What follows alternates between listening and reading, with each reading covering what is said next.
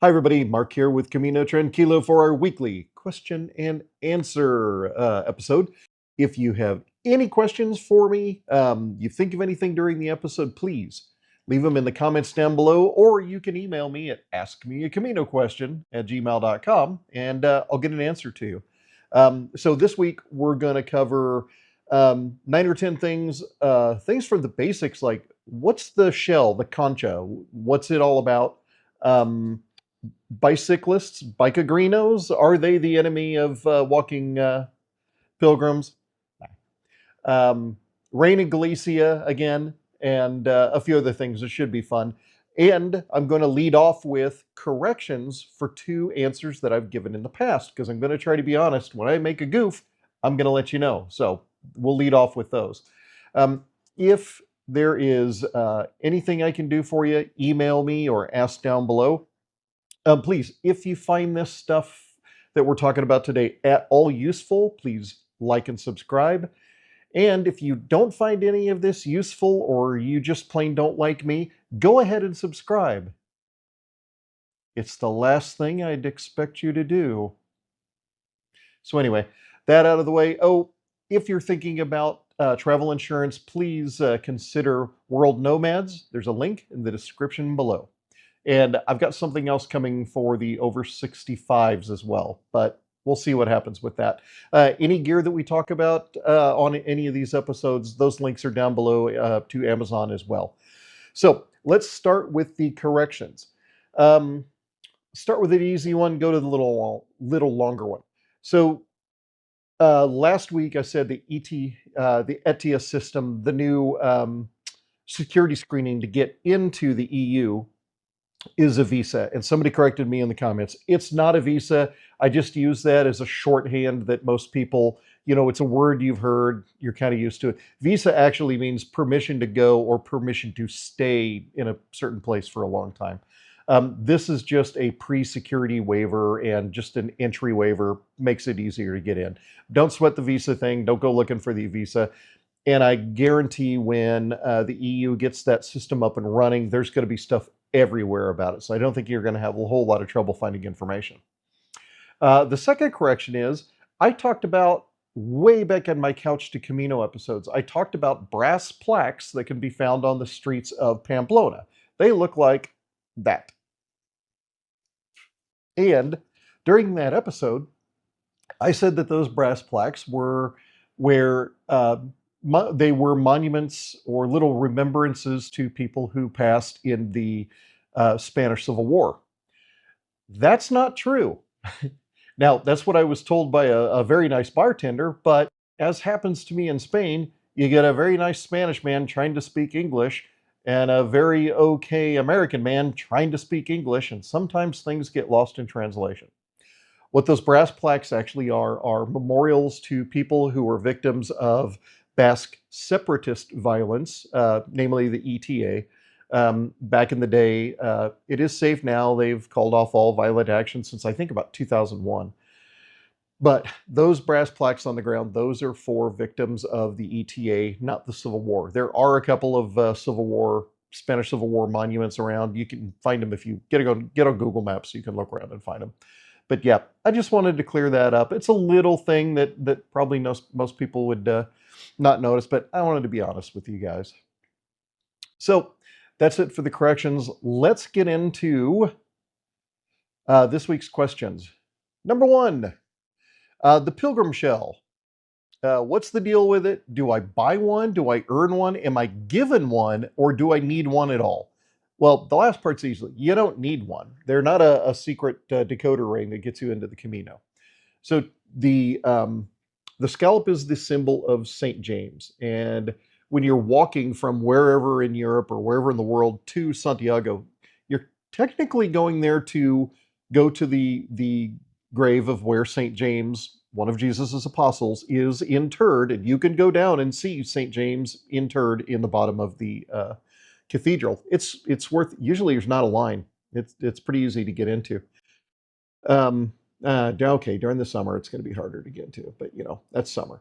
But the symbol for St. James has always been a scallop shell, and there's a couple of supposed miracles around that. You can look them up. It's interesting reading. But so the scallop shell was originally, like way back in the day, if you did the pilgrimage, you would walk to Santiago, then you would walk on to Fistera, and you would pick up a scallop shell out of the ocean, and that was your token to say that yes, you had walked all the way to Fistera, and then you would walk all the way home, and you would wear it as a symbol of a returning pilgrim. Um, in modern days, it's worn as a symbol of the pilgrimage. You'll see people with pins and t-shirts and hats and stuff. It's just kind of a shorthand to let people know that you are on Camino, whether they're other pilgrims or the locals, whatever. Where do you get them? Just about anywhere. Tourist shops sell them. Camino shops sell them. If you start in Saint Jean Pied de Port, they will. I think it's a €2. I haven't gotten one actually. This is my concha that I've been carrying since 2017. So I think I paid euro or two back in 2017. It was a donation at the Pilgrim's office in Saint Jean. So you know, I've had this one for almost going on 10 years. So I don't know what they cost now, but somebody mentioned down below. I'm sure it's not much, just a little donation thing. Um, you can get them anywhere you want. You can wait and get one at the end if you want to be traditional. They have some really nice painted ones and some other options in Santiago or out in Fistera. So you can do that. But yeah, there's no huge right or wrong. Um, the other symbol you may see is the cross of St. James. Find a way to show this here. Hey, I'll show it on the shell. Cross of St. James. You'll also find these on a lot of stuff. Um, I was told back in 2020 that if you're wearing a cross of St. James, some older traditional pilgrims believe that means you're kind of an experienced person that can give some help if needed. I don't think that's true. I've never heard that. I heard it twice in 2020. I think people were maybe trying to make something, but I don't know. But I tend to wear the St. James cross just because I kind of like the iconography. Words are hard. So that's it on the shell. Oh, the cool thing is, there's a little tradition if you are carrying it, when you get to the wine fountain out just like a kilometer right outside of Estella, you do this. Sorry, I leaned the wrong way. Do that. I think it's fun to take a little sip of wine out of your concha. So you can do that or not. There's also water there, so you can get water. Number two, this is a topic that comes up all the time. So it says, you said in your videos that you tend to stop walking between 1 and 3 p.m., but if that's during siesta, can you check into your albergues? Can you get a beer? Can you get anything if everything is closed for siesta? Luckily, not everything is closed for siesta, and that's a great question. So if you're going to wander into town between 1 and 3-ish or 1 and 4-ish, the albergues are most 99.9% of they're going to be ready to let you in. As far as going out and doing laundry, those are going to be open. Now, restaurants, probably not, but bars, you can go get a drink. You can get an Aquarius. You can get a Diet Coke, a beer, whatever your post-hike drink is. You can go get those. The bars tend to stay open, and they have snacks on the bar top too. So you can get snack food. You're just not going to be able to get a full meal. But really, if you're worried about it, carry a little bit of extra food with you, carry a little bit of extra water with you. Although, there's fountains everywhere, so that's not a big deal if you just want to get water. If you get there so early that your albergue isn't letting you in, hang out, find a shady place, talk to some other pilgrims, and just enjoy a little downtime. You've earned it. You've walked a long way today, and there's a lot more coming, so just enjoy it. I love this one. And this is somebody who did a Camino from, I believe, Porto. She made this comment. How do you deal with the silent pilgrim nod? and what she talks about is, as you're walking, you're going to see the same people all the time, and if they're not part of your group, you kind of see them every day. For me, and she said it just felt weird that you would see these people all the time that you know who they are, but you've slept in the same room with them. You don't know their name. You've never talked to them. Just say hi. Once you see people after a few days, I tend to do. Hey, everybody, sorry about that. My phone decided to do weird things, so kind of had to change here. So anyway, what I was saying is you're gonna get used to it. If you're doing a Camino, you're probably a person who's fairly hopefully used to making a few friends along the way. So yeah, I wouldn't worry about it too much. It is one of the more amusing things when if you have different walking passes, you walk past them, then they walk past you, then you walk past them. You're on different break schedules. It becomes kind of funny, and just point and give them a thumbs up, and you'll make some friends. It's pretty cool. Number 4, Bicigrinos, bike pilgrims, friend or foe. They're your friends. Be nice to them. They have every right to be there as much as you do. Now, I will say, you need to be conscious that they have every right to be there as well as you. So just keep in mind, keep that, if you're listening to music or a book or something, keep that left earbud out and walk to the right of the trail. And you'll hear bells or you'll hear people yell at you, saying bicycle coming through. Just step over to the right, turn, and get an eyeball on them, let them go past. And keep in mind, not everybody that's doing that is a pilgrim. A lot of those people are locals who use the Camino Trail as their local fitness and get outside area. So just share the road with them. And yes, there is a dedicated road bicycle Camino, like Tour de France style bike Camino, but most of the Camino is accessible for mountain bikes, and that's mainly what you're going to run into is mountain bikes. So just be aware of that. And I'm sorry, guys, I'm having a lot of trouble with my phone today for some reason. So share the road, and we'll all get along, and be very nice, because I'm going to do a bike Camino in 2028. So let's not give the bike people such a hard time until after I'm done. Then we can go back to being grumpy with them. So don't. Number 5, we've covered this a little bit in the past. If these topics are a little bit new to you, please go back and watch the complete Couch to Camino series that I did last year. I started, I think, around this time-ish, and I did a video more or less every week covering all the planning and organizational stages until I left for my Camino in the first week of April of this year. And a lot of this kind of stuff is covered in there. So think about watching those. And I'll put links on the card at the end, so you'll be able to pick that up. So this is how do I deal with unwanted romantic or sexual attention? You deal with it there just like you deal with it here. The nice thing is there you're part of a kind of a closed community. If it's in a bar, a restaurant, something, or in the streets, just make your lack of interest known explicitly, loudly, and get away from that person.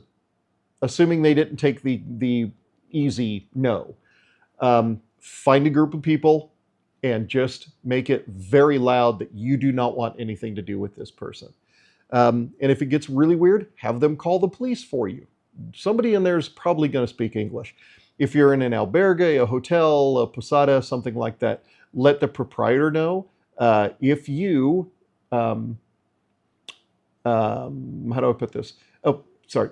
If you do need to be moved in an albergue, tell them what's going on. They will move you to a different area so you're not in that area with that person. If not, they may opt to move that person.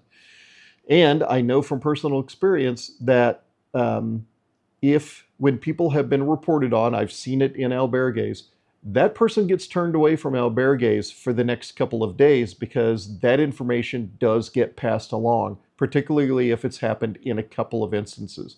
In 2018, there was a young man that had some issues that way. 2022, 2, we ran into a young man that had some issues that way. So just be cool. You don't have to worry about it. But yeah, just anytime you have that sort of problem, you're surrounded by pilgrims who will come help you. Be loud, be very definite about your intents, and don't be quiet about it. That's the worst thing you can do. Number 6, this has not happened to me, but I guess it does happen.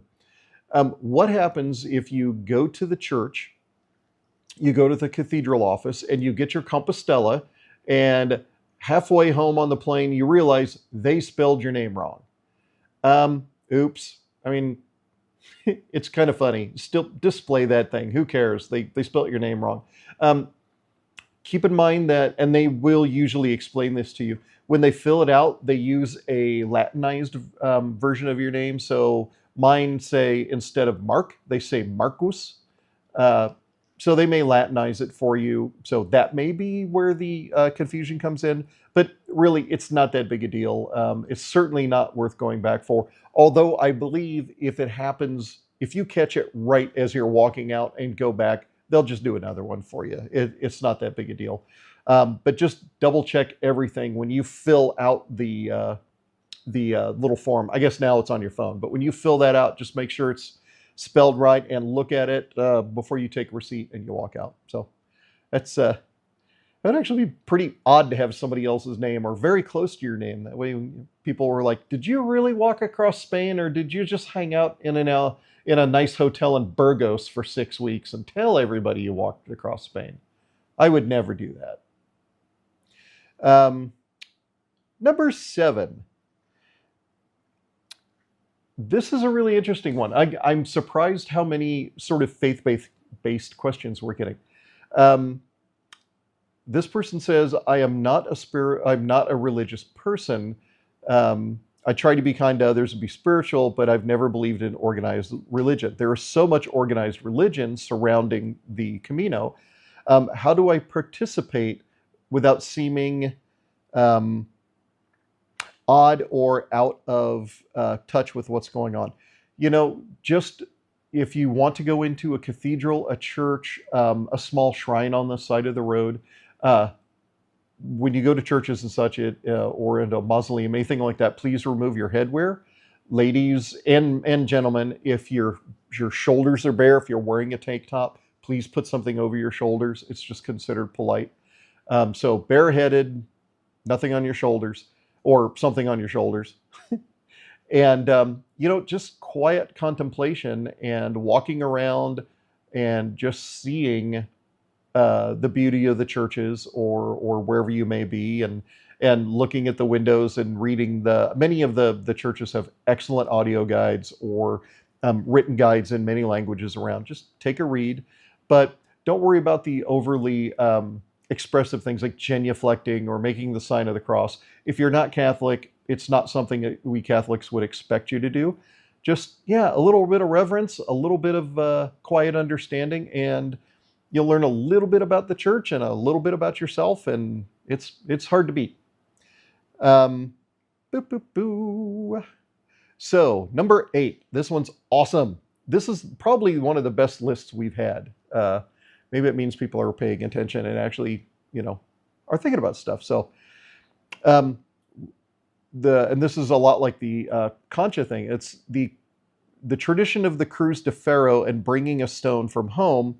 This person says, I was told that I need to bring a stone from home to represent a burden, a problem, a grief, a person, a chapter in my life, and carry it all the way to the Cruz de Ferro, which is just outside of Fontbedon, and leave it at the Cruz de Ferro. And it's a symbolic of leaving your burden there. It's a very old tradition. It apparently dates back to, I believe the Cruz de Ferro was first erected up in that area in the 11th century, if I remember correctly.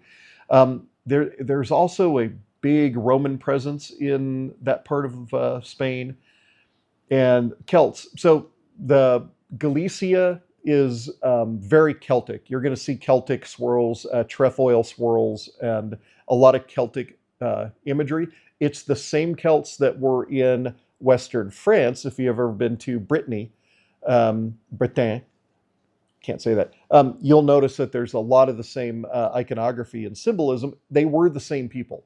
And apparently stone markers or a stone and iron marker were something that the local Celts adopted from the Roman road markers, the mile markers that the Romans used, little obelisks.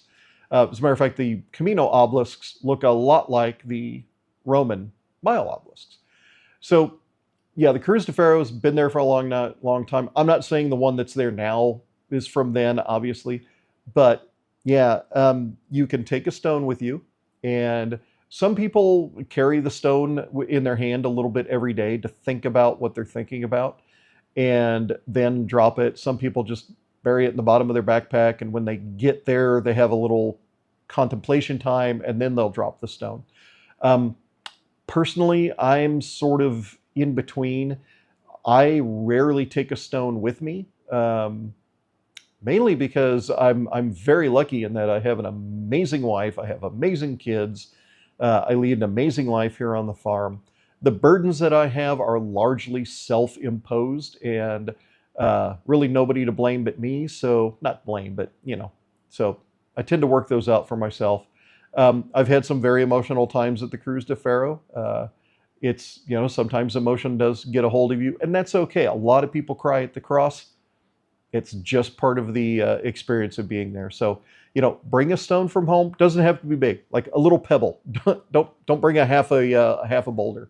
A little pebble that you can leave. Some people leave little trinkets and memorials of friends. I've actually, my orange bandanas that I use for my head, my handkerchief, and for tying onto things to let people know that who I'm traveling with, that I've stopped here, and they can pull in and get a Diet Coke or a beer or whatever. I've left one of those tied to the pole, just as a thank you to everything that goes into the Camino. So it doesn't have to be a huge big thing. But yeah, make it yours. It's quite all right. And yeah, there's a lot of stones there. It's a hill. It once was flat, and now it's a hill. So, number 9, descending from O Cebreiro into Galicia's weather. Yes, the Galician weather comment again.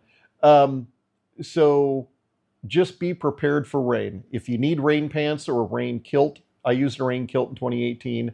It worked okay. It was a little drafty. I have a lot of respect for our female hikers and Scots and Polynesians, maybe. Anyway, yeah, cold rain up the skirt, not the nicest thing in the world. I was wearing shorts, but so just have your rain gear, be practiced with it, be ready to get into it. So this last Camino that I just walked from Sahagún to Santiago in April, which can be some of the rainiest time in Galicia, it rained on me. Well, it drizzled one morning when I was walking out of Villafranca de Biezo. Other than that, I never busted out my rain gear. It was just, I was very, very, very blessed and very lucky this time that I didn't have a bunch of rain in Galicia. It was kind of great. Other than that, we talk about in the rain gear segment, I've talked before, you need to be able to stop walking, get your pack on the ground, get your rain stuff on, get your pack cover on your pack, and shrug into your pack and be walking again in about 90 seconds. If you can do that, it's not like it's a NASCAR tire change, but if you can get somewhere around that, get practice enough to just getting that stuff on, it becomes not a big deal. And then walking in the rain is just a little part of the Camino that everybody goes through, and yeah, just get used to it. There are mornings when I'll wear my rain shell if it's a little breezy and chilly, just to use it as a windbreaker. But yeah, just watch the weather and be ready to change with the weather, because it's going to do it to you a lot. But that's just the charms of Galicia. The first part can be that way too. So a pro tip, when Clyde and I were on Camino in 2018, he would pay me €1 to put my rain jacket on to make sure it didn't rain. Because anytime I put my rain jacket on before it was supposed to rain, it never rained that day. If it did, he had to pay me €1. But I had to pay him €1. I can't remember. But mostly, yeah, it weirdly worked. So find a friend that you can con into wearing their rain jacket all day, and it won't rain at all. It's kind of like the whole after you wash your car, it will rain, but if you don't wash your car, it won't. It's the same thing. So number 10, this is kind of a big one for some people, and I want to take a little extra time with it. So this acts about, I've heard there are roadside memorials to pilgrims who have passed away on the Camino. What is the proper etiquette for interacting with these monuments? So just for reference, I mean, yes, people die on the Camino, one of the Camino routes, every single year, be it the Francais, the Norte, the Ingles, the Portuguese, Sambres, any of the ones out, Villa de la Plata, especially during summer, out of the south. So this year, we may see somewhere around 600,000 Compostelas handed out. That means there's probably another 50 to 100,000 people who didn't get a Compostela. Like myself in April, I didn't get a Compostela. I have some. I didn't feel the need to get another one. For me, the walk is the thing, not the piece of paper at the end. So let's just let's take a low balling. Let's go 650,000 people. On average, 10 people will die on Camino. Mostly cardiac issues. Some people are hit by cars, and then a mixture of other misfortunes. It does happen, and there are many, many, many, many, many shrines and memorials to people who have passed on the Camino, and they may have their name there. They may have a little picture. I can think of one that I believe there's a bronze boot or a boot print in Galicia. But anyway, yeah, that is a part of being on the Camino. You know, they were pilgrims just like you, even if the marker says they passed in 1979 or 3 weeks ago. They were just like you. I will give them a nod, give them a thumbs up, let them know I'm going to keep going, because that's what they would want for you as well. It's not uncommon to leave them a little bit of water, leave them a snack. I see people leave gifts. Some people will bring things from home and leave at all the memorials, or a memorial that is significant to them. So yeah, just interact with them with reverence, and don't look at it as this is bringing me down for the day. It's just part of the Camino. It's just part of what we do. And you know, sometimes you'll see one, and you'll find somebody that maybe you click a little bit with. There's people from wildly different countries. I think there's some Japanese monuments, there's Korean monuments. I think there's a Chinese monument, Italian, people from all over the world. You know, just keep them in your thoughts for a few minutes, and they won't be forgotten. And being remembered is a pretty great thing. So that's it. Don't let it get you down. So that's about it for this week. We had 10. So I think next week I am going to go back to doing favorite things and a favorite place. People seem to enjoy that, and I kind of miss doing them. I've been drinking nothing but Diet Coke on these videos forever. I need to get back to calimochos and Tito Veranos and Café con Leches and all that good stuff. So we'll start that up again next week. So for next week, if you have any questions, email me at askmeacaminoquestion@gmail.com, or just leave them in the comment section down below and we'll get you answered. Again, if you need anything we've talked about, there's links in the description below, and the 4 different downloads that you can get for free from the website, caminotranquilo.net. There's one on your budget, there's one on planning, there's one on planning your stages, and then there's the one on training. And those are all free. Go down there and get yourself a copy and play around with them. And be interested to see if anybody gets the daily schedule one or the stage planning one. And if you come up with a better version of it, let me see it. Maybe we'll collaborate a little bit, because there's always somebody out there with a better idea than mine. Usually my wife. So anyway, that's it for this week. Like and subscribe, or subscribe. Let's see, subscribe, unsubscribe, subscribe 3 times if you don't like me. So anyway, I will see you guys next week. I hope everybody's staying cool. Oh, Fernando just wrapped up his Camino. He should be, I think he's on the plane now. He had another 104-degree day. That sounds just brutal, and I don't relish that sort of experience, but he seemed to enjoy it. So anyway, that's it for this week. Next week, I've already got like 5 or 6 questions lined up for next week. So I'll do a little research and try to get you some decent answers. So anyway, we will see you next week. Take care, everybody.